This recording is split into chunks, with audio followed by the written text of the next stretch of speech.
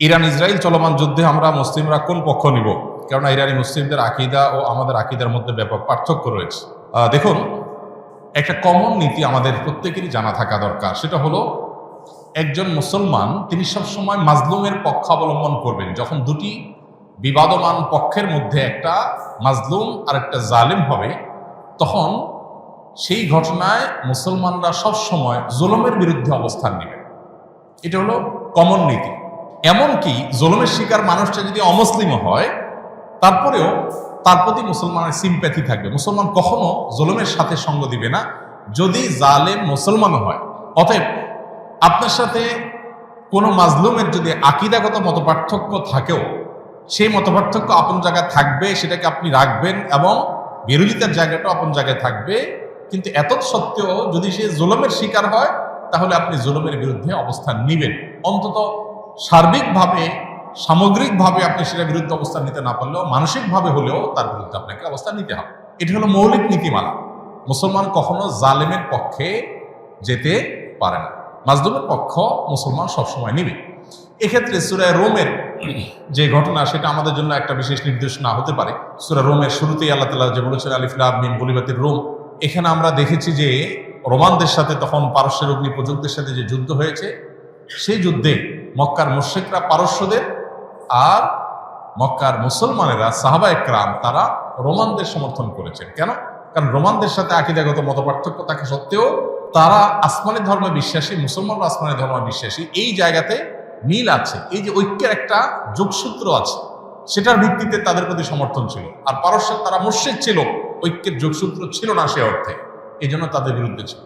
অতএব আজও আমরা ওই মূলনীতি মাথায় রেখে অনেক আহলে কেবলা, অনেক আপনার মুসলিম আছেন যারা হয়তো বিভ্রান্ত, যারা হয়তো বিদাতে লিপ্ত, কেউ কেউ হয়তো শিরকে বা ইসলামের গণ্ডি থেকেও খারেজ, বা বাহ্যিক দৃষ্টিকোণ থেকে আদর্শ সময়তে মুসলমান মানুষ মনে করে পরিস্থিতি বিবেচনা, বিশেষ করে তারা যখন জুলুমের শিকার হবে, তখন জালিমের পতন চাওয়া বা তাদের চাইতে আরো বেশি জুলুম যারা করছে তাদের পতন চাওয়া বা তাদের ব্যাপারে আপনার যথাযথ অবস্থান গ্রহণ করা, এটা মুসলমানের, একজন দায়িত্বশীল মুসলমানের কর্তব্য।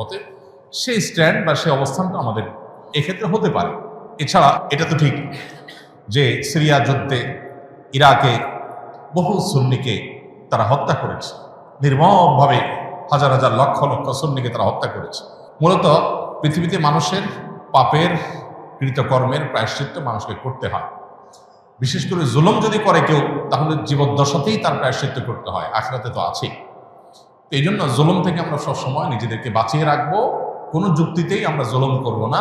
এমনকি যুদ্ধক্ষেত্রেও নবী সাল্লাল্লাহু আলাইহি ওয়াসাল্লাম আমাদেরকে জুলুম করার পারমিশন দেন নাই। অমুসলিমের সাথে আল্লাহ তাআলা জুলুম করার পারমিশন আমাদেরকে দেন নাই। অতএব যেই জুলুম আল্লাহ নিজের জন্য হারাম করেছেন, হাদিসে কুদসিতে আল্লাহ বলেছেন, ইন্নী হারামতু যুলমা আলা নাফসি, হে আমার বান্দারা, তোমরা জেনে রাখো আমি নিজের প্রতি নিজে জুলুমকে হারাম করে রেখেছি। ফালা তাযালাম, অতএব তোমরা একে অন্যের প্রতি জুলুম করিও না। এটা আল্লাহর কথা, হাদিসে কুদসি তিনি বলেছেন। সো জুলুম থেকে আমরা হাজার মাইল দূরে থাকবো, আমার দ্বারা যেন কারোর প্রতি অবিচার না হয়। কারণ জুলুমের পক্ষে যারা থাকবে তাদের পতন অনিবার্য, আজ হোক আর দুদিন পরে হোক। ইসলামিক দলের ওরা কি বাধ্যতামূলক কিনা, নির্দিষ্ট দল না করলে কি মানুষ কাফের হয়ে যাবে? ভাই, এগুলো হলো বিভিন্ন আমাদের ভাই ব্রাদারদের বাড়াবাড়ি। বিভিন্ন ইসলামিক দলের কর্মীরা তারা তাদের মতো করে অনেক কথা বলেন, যেগুলো আসলে না কোরআন হাদিসে আছে, না তাদের দলের নেতারা তাদেরকে ভাই বলেন। এরকম অনেক ভাই ব্রাদার আছেন যারা এই ধরনের কথাবার্তা বলেন। একজন মুসলমান রাজনীতি সচেতন হতে হবে।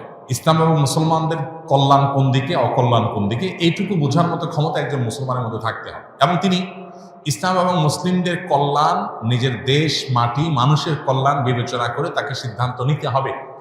তার কোনো সিদ্ধান্ত, এটা যদি কোনো খারাপ মানুষের বা ইসলাম মুসলমানদের প্রতি বিদ্বেষ পোষণকারী বা ইসলামের ব্যাপারে অমনোযোগী মানুষের এগিয়ে যাওয়ার পথকে উন্মোচন করে, সে আল্লাহর কাছে দায়ী থাকবে। এই জন্য তার রাজনীতির সচেতনতা, তার মতামত এবং ভোট প্রদান, এগুলোর ক্ষেত্রে অবশ্যই দায়িত্বশীলতার পরিচয় একজন মানুষকে দিতে হবে। কিন্তু একই সাথে দাওয়াতি কাজ করার জন্য, ইসলামের মানুষকে আহ্বান করার জন্য অনেক প্ল্যাটফর্ম আছে। ইসলামী দলগুলো সেরকম অনেকগুলো প্ল্যাটফর্ম, অনেকগুলো দল, অনেকগুলো প্ল্যাটফর্ম। কেউ কোনো প্ল্যাটফর্মকে বেশি উপযোগী মনে করে সেই প্ল্যাটফর্মে তিনি কাজ করছেন, সেটা পলিটিক্যাল হতে পারে, নন পলিটিক্যাল হতে পারে। এটা আল্লাহর কাছে নাজাত পাওয়ার জন্য যথেষ্ট।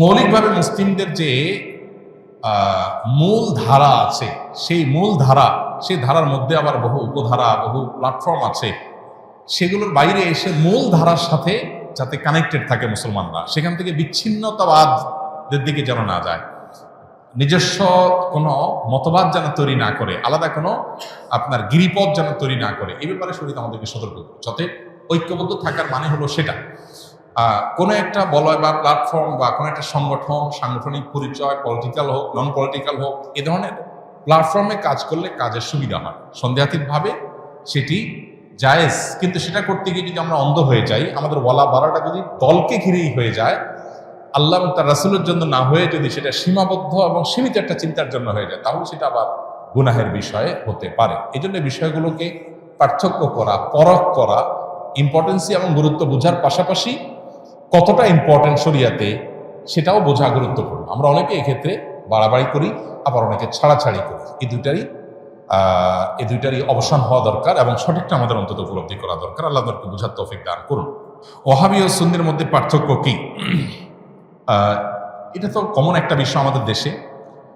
সৌদি আরবের আব্দুল ওয়াহাব নজদির অনুসারী যারা, বিশেষ করে যারা বেদাত এবং শিরকের ব্যাপারে একটু বেশি কঠোর এবং সচেতন, আমাদের সময় তাদেরকে ওয়াহাবি বলে মানুষ চিনি। যদিও ওয়াহাবি হওয়াটা কারোর কাছে গৌরবের, আবার কেউ এটাকে গালি হিসেবে দেয়।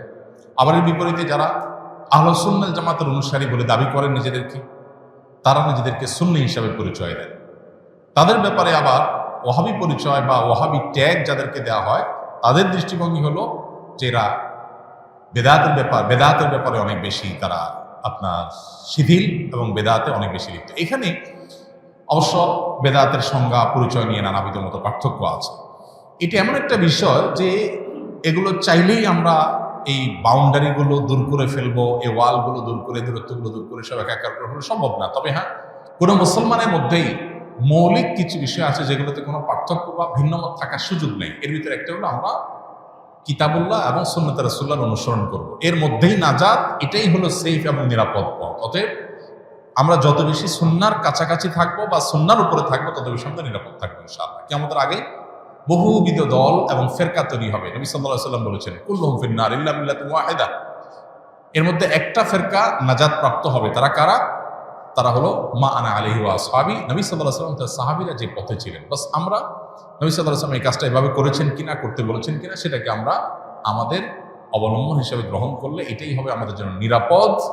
ট্যাগ, নাম যাই দেয়া হোক না কেন, অতএব সেটা হলো আমাদের কাছে মুখ্য এবং মূল বিষয়। আস-সুন্নাহ ফাউন্ডেশন, উম্মার স্বার্থে সুন্নাহর সাথে।